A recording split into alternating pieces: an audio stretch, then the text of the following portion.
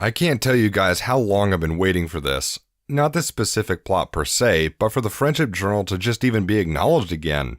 It was a massive aspect of Season 4 after Castlemania and had a role in Twilight's kingdom, yet it practically vanished once Season 5 rolled around and remained absent through Season 6. I was so curious to see the journal's fate that I was a little miffed that the writers dropped it for whatever reason. But now, not only is it back, but the main six are publishing it in an episode like this, and M.A. Larson wrote it?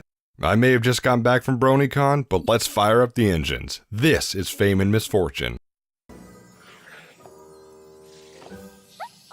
Sorry, darling. Careful, Rarity. We already know how the fans reacted to the first time Fluttershy put her hoof down. We don't need a sequel to that.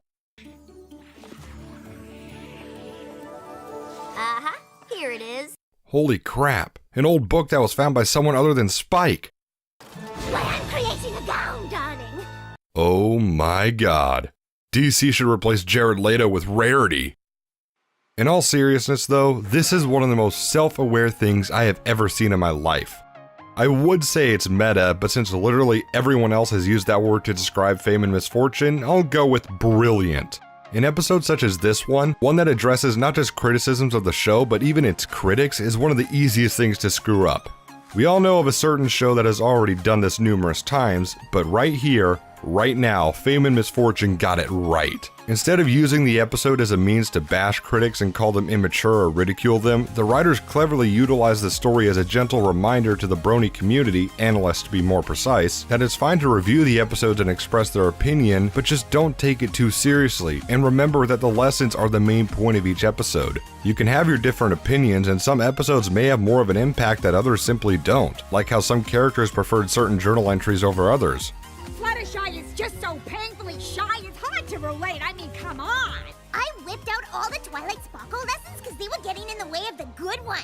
But it's incredibly easy to miss the point of some episodes if all you do is actively look for something to criticize. For example, one of my favorite parts of the episode is the fact that one pony acknowledged a critique that Fluttershy learned the same lesson over and over again, but instead of insulting the pony who said it, Fluttershy explained calmly that a lesson can't sink in after 1 or 2 times. It takes a while for someone to actually change and use their new lessons in their lives. Had Fluttershy become more bold in 1 or 2 episodes, I have a feeling a different criticism involving the word rushed would have surfaced. The best part about this is the episode never once said the town's ponies had to shut up or that they were wrong. Twilight was fine if there were other bits to the entries that ponies wanted to talk about, but they really were missing the point of a lot of them. It's healthy to discuss and analyze things, which Twilight was eager to hear about, but there does come a point where you become overly critical. Heck, in my original review of Hard to Say Anything, I admit I missed the point of Featherbangs' character, only seeking out to bash him pretty much for being Justin Bieber pony. It wasn't until a few friends of mine pointed out what I'd missed that I fixed my mistake. Just like how in Fame and Misfortune, the town's ponies got too wrapped up nitpicking little things that they misunderstood the purposes of the journal.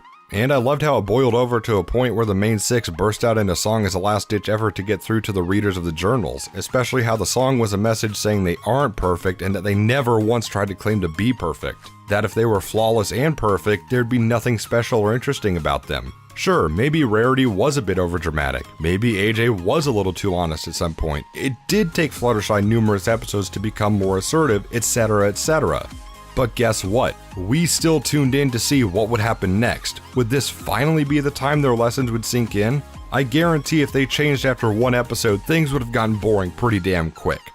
Other than this and the comedy, which I'll get to momentarily, Starlight was one of my many favorite things about Fame and Misfortune.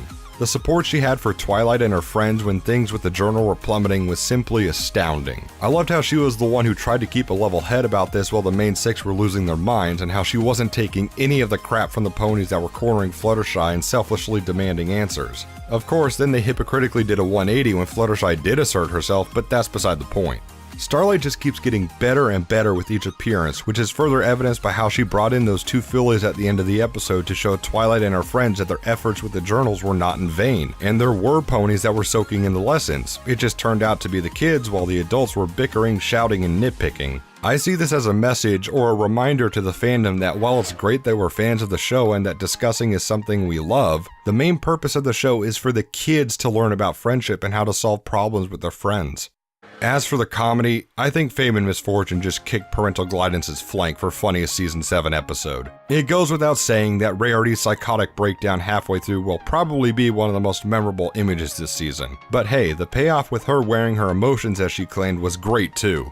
I also loved how the journals were a metaphor for the show and the episodes, and the sudden popularity of the journals was a subtle nod to the sudden success of Generation 4. I also thought it was hilarious how Twilight claimed the purpose of the journals wasn't marketing, which is exactly what the MLP brand's original purpose was. However, AJ had my favorite line of the entire episode.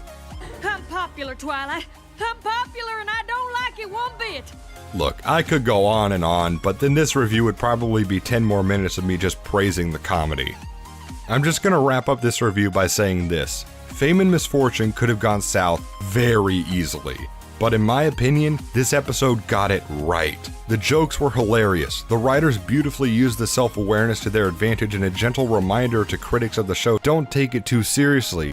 And at the same time, the episode never said they couldn't review, discuss, or analyze at all. It simply said to remember that the lessons, and more importantly, kids learning the lessons, are the main point of the show. Plus, Starlight was freaking magnificent with her portrayal here. I loved how certain criticisms were addressed and explained, and the song was catchy as hell. Fame and Misfortune is easily a green flag episode and is definitely in my top 3 of the season.